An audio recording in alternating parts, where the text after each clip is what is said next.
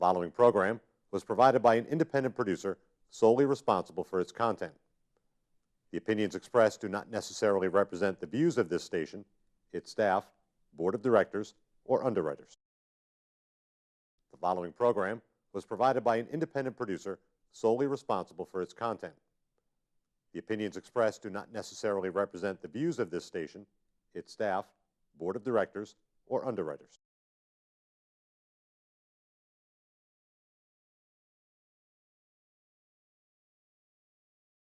Welcome to Common Sense Living, the stepping stone to success.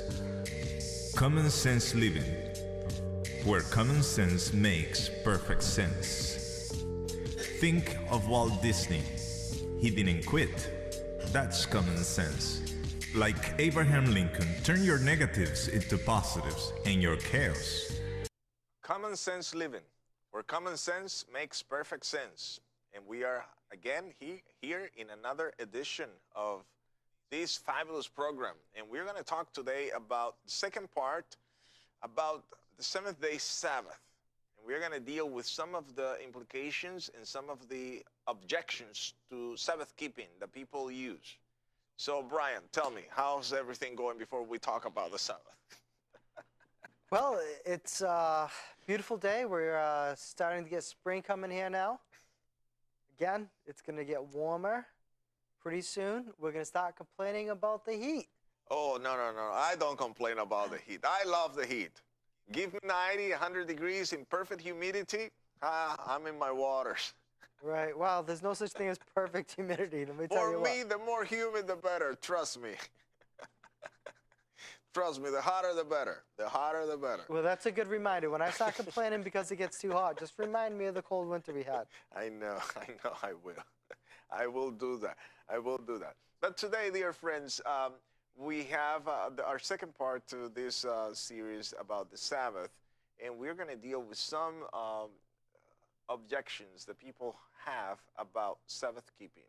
So I want to read to you from some opposing views from different theologians. And I think this particular theologian grasped and put all of the other ideas together in one single concise document. And I just sifted through it to get the major points of his theological basis for not keeping the Sabbath. All right? So he's saying that when we talk about Genesis chapter 2, verses 1 and 3, the Bible does not call the seventh day the Sabbath. And because it does not call the seventh day the Shabbat or the Sabbath in Genesis 2, therefore is not a Sabbath, the seventh day. The seventh day is not a day of rest. So how would you answer? How should we answer to this type of arguments? Because this is a tough one. Well, it is a tough one, and it's not. If you read your Bible and you hold what's in this Bible evidence as the truth, the words that are in there will speak out to you. As I studied the Bible, and again, I discussed that a little bit on our last show, strictly just because it doesn't call it the Sabbath doesn't mean that it's not the day of the Sabbath. Different languages, the word Sabbath, again, was literally translated from Hebrew as to rest. So when God takes the day to rest, translated that over, it's the Sabbath. It is the Sabbath. Now, whether you want to call it the Sabbath or not, historically, the people, again, we had talked about it previously, it got passed down from generation to generation before it was recorded on Mount Sinai. Verbally, it was the laws and commandments of God, is that this is the day of rest. So the argument of using, or the argument of saying that because the name or the word Shabbat or Sabbath was not used in Genesis 2 when it refers to the seventh day, therefore the Sabbath is not a day of rest, or the seventh day is not a day of rest. It's indefensible. And because in the Bible, in Genesis 2, a marriage takes place, right? Yeah. And the word marriage does not show up there. So therefore, it's indefensible to have a marriage? Well, I mean, what kind of reasoning is that? wait, right, because it doesn't say marriage. Exactly, that's what I'm saying. It doesn't say marriage, so marriage isn't good. Oh, that's very, very shallow reasoning, and I have difficulties with people who use this type of reasoning to disregard the Word of God. You know, he also says here that the Bible does not call the seventh day a day of rest. In Genesis. It's specifically in Genesis 2.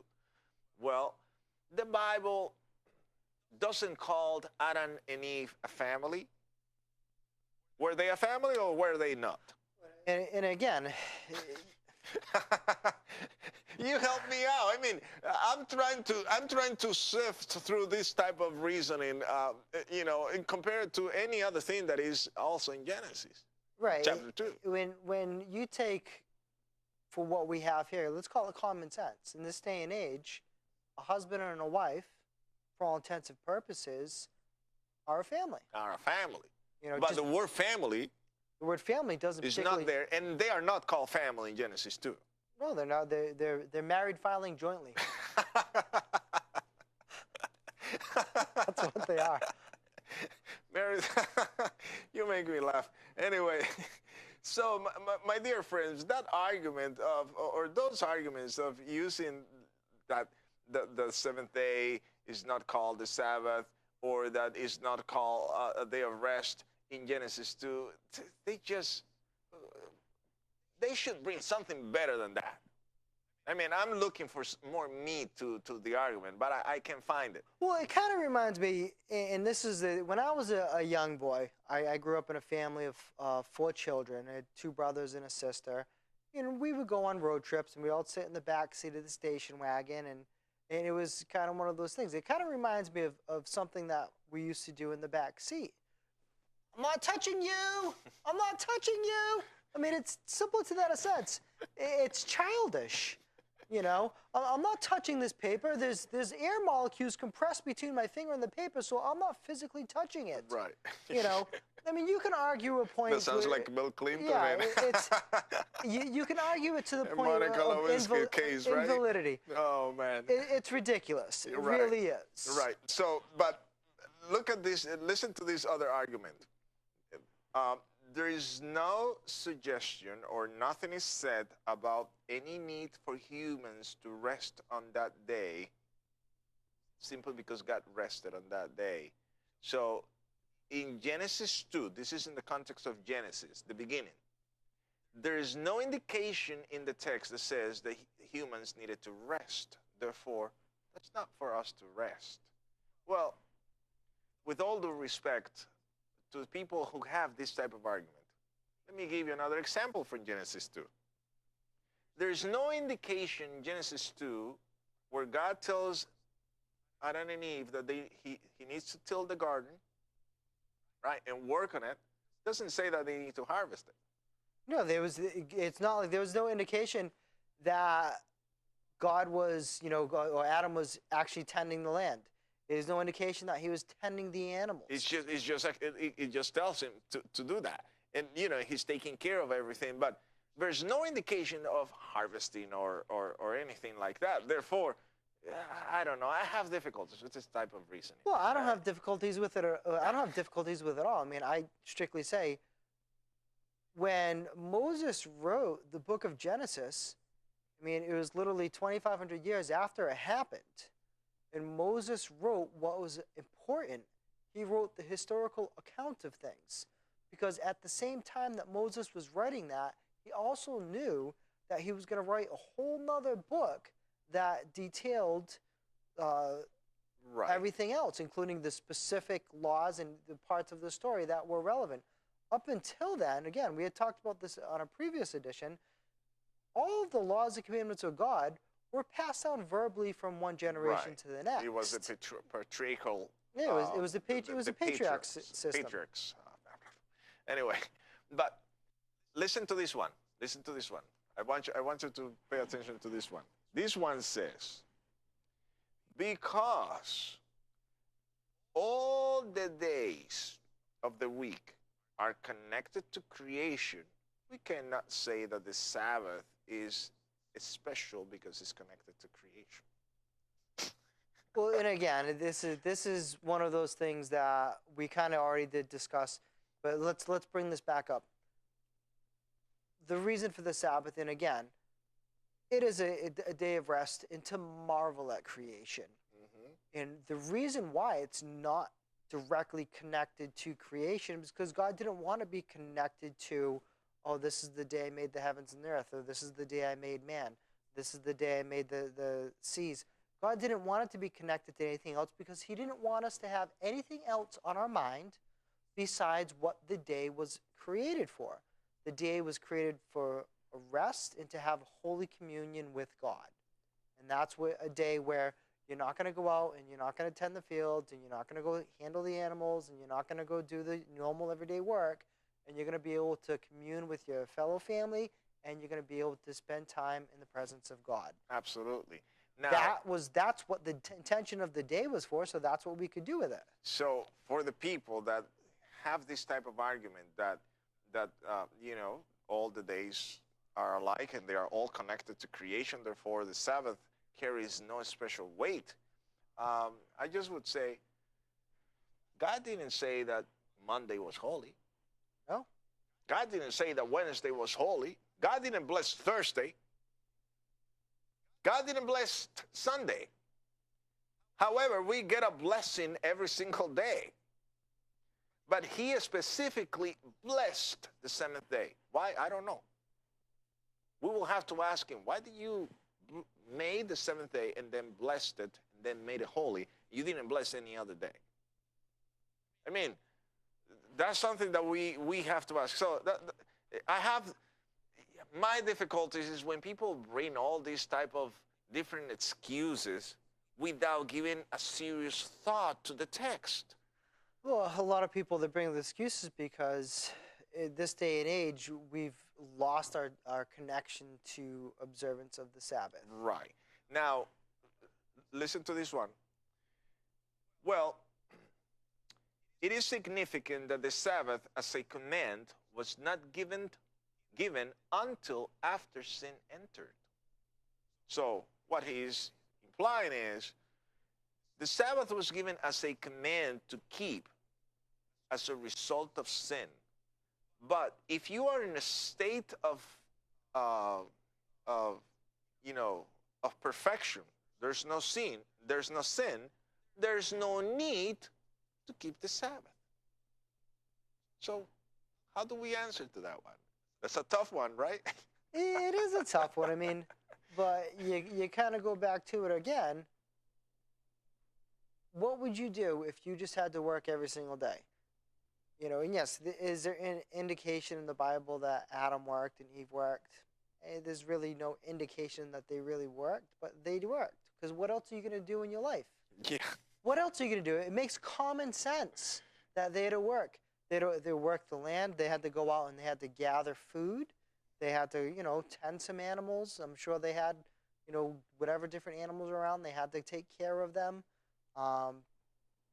Well, look at it this way also. I mean, God provided for all of their needs, but all their needs were provided in particular ways by, there's the fruit on that tree, go get it. There's the plants in the ground, go pick them up and eat them. Right. But also look at it this way in addition to that. God never asked us humans to do something or to exercise something that he has not done himself. So in other words, when he's saying, asking us to pray for us to pray to him to increase our faith, the Bible speaks about the faith of Jesus, right? So, which means that Jesus somehow had to exercise faith that what he was going to do was good enough to convince human beings to follow him. I mean, he was not coercing anybody, but he had to exercise faith that his sacrifice would be enough to save Yeah, mankind. he had to believe. Now, so by when God says, I love you, I give nations for you and people for your life, in Isaiah 43, for example, you know, you are honorable in my eyes, and yada, yada, yada. So when God is saying that, what God is saying, I love you, I'm willing to sacrifice myself for you, he's setting up an example what love does and how we should love one another, right? Now, when God created the Sabbath, he already set the example for working. He worked 6 days, right?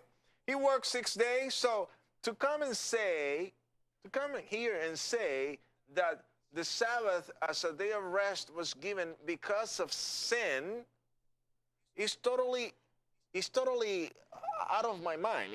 Because, you know, God gave the seventh day after he worked. There was no sin. No, there was no sin. So it had nothing to do with sin. It had to do with communion with God, and it was linked to the concept of creation. So if you wish, God is modeling the way, paving the way for us to know what to do on the seventh day before we were tainted by sin, so that we would know what to do with that day, extra day that he added to the week, so that we would know what to do on the seventh day. And he specifically wants you, you know, he says, God saw that everything he has made, and it was very good. And he said also that he blessed the seventh day and sanctified it, because in it he rested from all his work. He rested from all his work which God had created and made. So if he's setting up the example, what are we supposed to do? Well, apparently we're supposed to work for 6 days and then take a day of rest and appreciate all that you've done. But he specifically says the seventh day. Not just one day. Right, the 6th day and then the 7th day of rest. And I'm going to tell you something else about the Sabbath. And I'm going to tell our viewers here. I believe that if people would have kept the idea and the concept, biblical concept of keeping the Sabbath holy, we would have less people believing in evolution. Because it is the only commandment in the Bible that links creation with the commandment. That reminds us that there is a designer, a creator of the universe, and someone who fashioned us. I'm just saying. Maybe that's the reason why it's missing nowadays, huh? I'm just saying. Listen to this other statement here. It is important to distinguish. This is an argument, another argument. Those arguments, I don't know where they get this fantastic imaginations that these people have. It is important to distinguish the concept of seventh day and Sabbath. They were joined in the old covenant. But the Bible does not show that they were joined at creation. Where did you get that? You know, this... Shabbat means rest. God already gave us the example, and he's saying it was not, there's no link between the two at creation. No, I mean, this kind of goes along with the lines, well, it doesn't specifically say Shabbat. It doesn't specifically say Sabbath. So, you know, I don't know how you can say that it's possibly there, because it's not. And you're right, the particular word isn't, you know, we didn't make an X on the page that day. Sorry. Now, listen to this other argument, because I get fascinated by reading this type of things, because it just makes me tick, you know? It says right here, the Sabbath, or the Shabbat, as a command, is found only in a covenant that God has declared obsolete? You know, I have a personal problem with this one here. Okay, tell me about it. Well, I mean, this goes along the lines, and this is a lot of people's arguments. Well, you know, that's the old covenant. That's the Old Testament. We have the New Testament now with Jesus Christ come down, and you know, he was saved for us, so we don't have to follow anything like that for. You don't have to kill anybody anymore. It's okay now. You can kill people now. Is that what you're saying? Well, the answer to that, the counter argument to that is that thou shalt not kill is expressly mentioned in the New Testament. It is in other and you got to look. There's a lot of other things that are expressly mentioned. In the thing about it, and the issue that I had when I was growing up in the different churches that I've attended, a question that my wife and I have had for a long time is, you know, again, why do we go on Sunday? Why do we not go on Saturday? You know, I've learned some of the historical references. I learned why. But why? And a lot of people would say, well, it's because we have the New Testament now. Jesus came down, he died for our sins, and we don't have to do that anymore. And my argument always would be, when you look at the apostles, I mean, there's a couple of references. One of the things, before Jesus died, what did he say? Pray that pray that you don't have to flee on the Sabbath. So which means which means that he implied, that's an implication that he fully intended for them to keeping the Sabbath. Keep the Sabbath. And the other thing, you know, another thing that Jesus had specifically said, and this goes along with everything, says, I didn't come to break the law, I came to fulfill it. And the law and he spoke very clearly about what the law is, the law of Moses and the prophets. But the counter argument to that is that Jesus had to fulfill the law because he was the epitome of the law. Therefore, because he fulfilled it for us, we don't have to. So how do we answer to that? Well, in the same aspect that after Jesus died, so he's fulfilled the law for us, why then did his followers observe the Sabbath? When he told them to pray, not to flee on the Sabbath. Right. For a reason, he told them that. Why? I mean, to pray. Why then, specifically, Paul specifically said, too, he says, you know, make no gatherings on the first day of the week because I want you to collect food items for me to bring to other places. Exactly. And it's funny that the simple fact that we are now going to church, not us in particular, but as a nation of Christian people, we are going to church on a Sunday by majority. We're directly breaking the laws, specifically what Paul had said, do not gather for the purpose of these things on the first day. Yeah, absolutely. I mean, absolutely. it's completely contrary.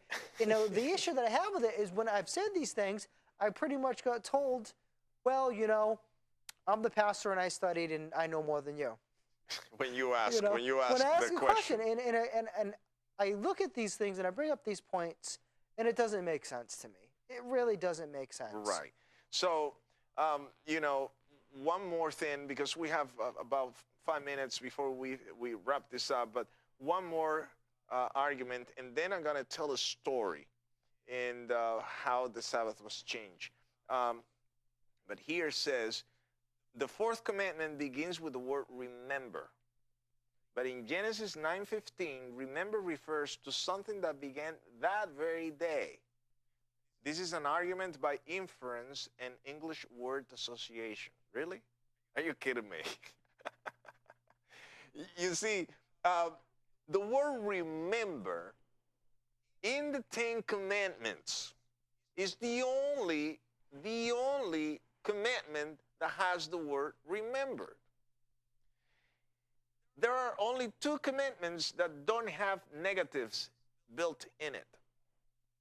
In the beginning, in the opening sentence, the fourth commandment, where it says, remember the Sabbath day to keep it holy. So you remember something that you have forgotten. So which means something that has already been in place and you no longer do it. Otherwise, what other meaning of remember? Secondly, the fifth commandment, honor thy father and thy mother, right? That your days be long on the earth that God has given you to live. So, to use the type of arguments, please guys, if you're going to defend another day other than the seventh day, by the way, we are not Seventh-day Adventists, okay? We want to make this clear. We are not Seventh-day Adventists. We are not advocating for this denomination or this other denomination. But if you're going to advocate for any other day of the week other than the seventh-day Sabbath, we want you to use something better than this. That's all we are saying. Because, I mean, that type of arguments, shallow arguments, non-biblical arguments. Well, and again, I think a lot of it is because we're lost in translation here. It's been 1,000 years, 2,000 years now. So since people actually observed the Sabbath the way it was really intended to, you know, maybe 1,800 years when people finally stopped observing the Sabbath where it really needed to be. Eusebius was the bishop of Rome during Constantine. He was also one of Constantine, the emperor, advisors.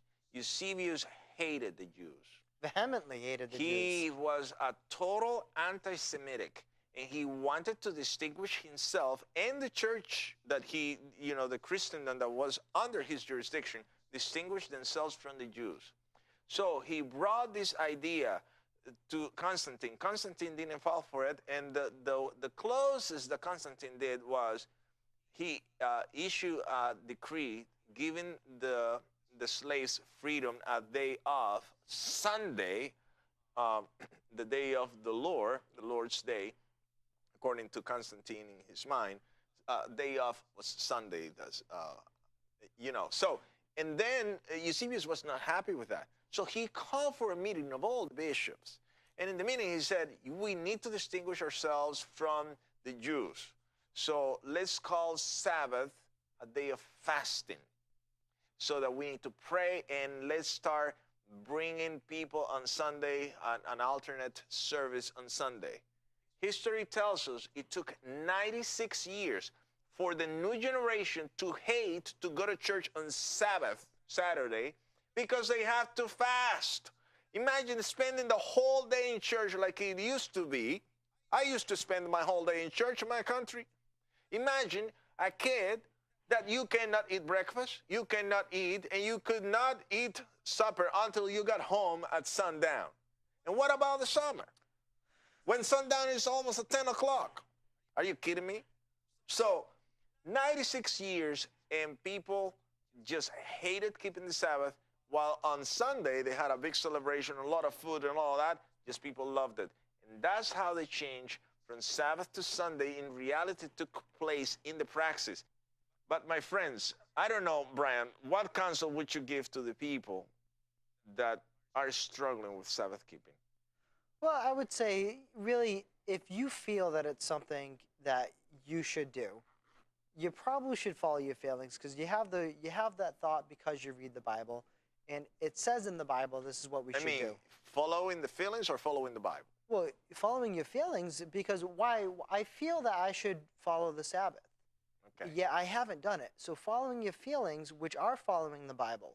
Okay. You know, if it feels wrong to you, it probably is. That's the thing. God instilled us with a gut feeling for a reason. Okay. So, dear friends, our time is over for us, but we want you to remember, God made the seventh-day Sabbath holy.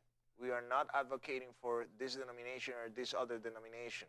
In America alone, there are over 428 different denominations that keep the Sabbath. There are hundreds of groups in churches all over the world, thousands that keep the Sabbath holy, and they don't belong to any denomination. There are a lot of people that are keeping the Sabbath holy at their homes. They don't belong to any denomination. The point here is, are we obedient to God or not? This was Common Sense Living, where common sense makes perfect sense. See you next time. Welcome to Common Sense Living, where common sense makes perfect sense. The following program was provided by an independent producer solely responsible for its content. The opinions expressed do not necessarily represent the views of this station, its staff,